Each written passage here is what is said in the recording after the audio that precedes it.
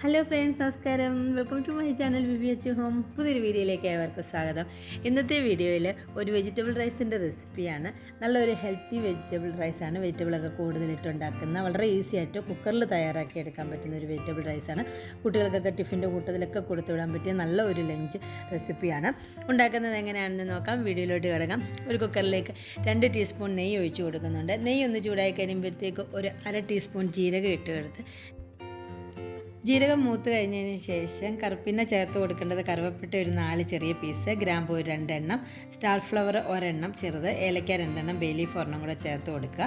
സവാള 1 എണ്ണം സ്ലൈസായിട്ട് അരിഞ്ഞത് ചേർത്ത് കൊടുത്ത് ഒന്ന് മിക്സ് ചെയ്തെടുക്കണം. സവാള ചെറുതായിട്ടൊന്ന് നിറം മാറിയാൽ മതിയാവും.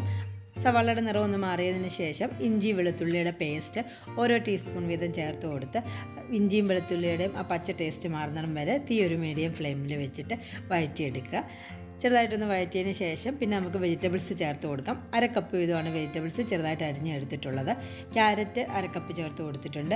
Beans, sweet cone, green peas, potato എന്നിവ 1/2 കപ്പ് വീതം അരിഞ്ഞത് ചേർത്ത് കൊടുക്കുന്നുണ്ട്. ക്യാബേജ് 1 കപ്പ് അരിഞ്ഞത് ചേർത്ത് കൊടുക്കുന്നുണ്ട്. വെജിറ്റബിൾസ് എല്ലാം കൂടെ നല്ലതുപോലെ ഒന്ന് മിക്സ് ചെയ്തെടുക്കുക.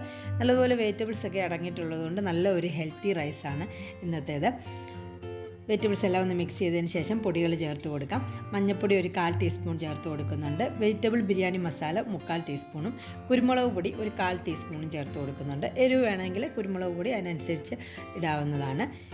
പൊടികളെല്ലാം ഒന്ന് മിക്സ് ചെയ്തതിന് ശേഷം കഴുകി എടുത്തിട്ടുള്ള ബസ്മതി റൈസ് 1/2 കപ്പ് ചേർത്ത് കൊടുക്കുന്നുണ്ട്.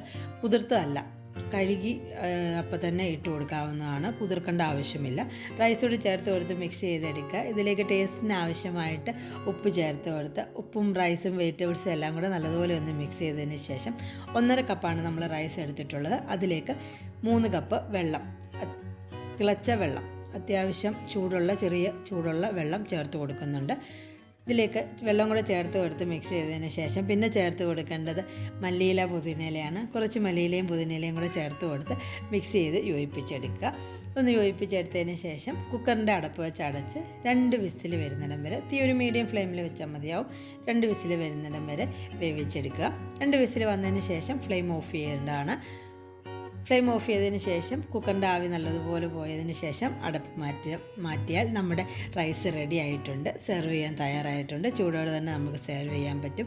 സലാഡിൻ്റെ കൂടെ അച്ചാറിൻ്റെ കൂടെയൊക്കെ കഴിക്കാൻ പറ്റുന്ന നല്ല ഒരു ഹെൽത്തി റൈസിൻ്റെ റെസിപ്പി ആയിരുന്നു. കുട്ടികൾക്കൊക്കെ പെട്ടെന്ന് തന്നെ ഉണ്ടാക്കി കൊടുക്കാൻ പറ്റും. ബസ്മതി റൈസ് ജീരകശാല അരിക്ക് പകരം മറ്റേത് റൈസ് വേണമെങ്കിലും ഉപയോഗിക്കാവുന്നതാണ്. വളരെ ഈസി ആയിട്ട് തയ്യാറാക്കി എടുക്കാൻ പറ്റും. എൻ്റെ വീഡിയോ ആദ്യമായിട്ടാണ് കാണുന്നതെങ്കിൽ സബ്സ്ക്രൈബ് ചെയ്യുക, ലൈക്ക് ചെയ്യുക, ഷെയർ ചെയ്യുക. പുതിയൊരു വീഡിയോ ആയിട്ട് കാണുന്നിടം വരെ bye. Thank you for watching my video.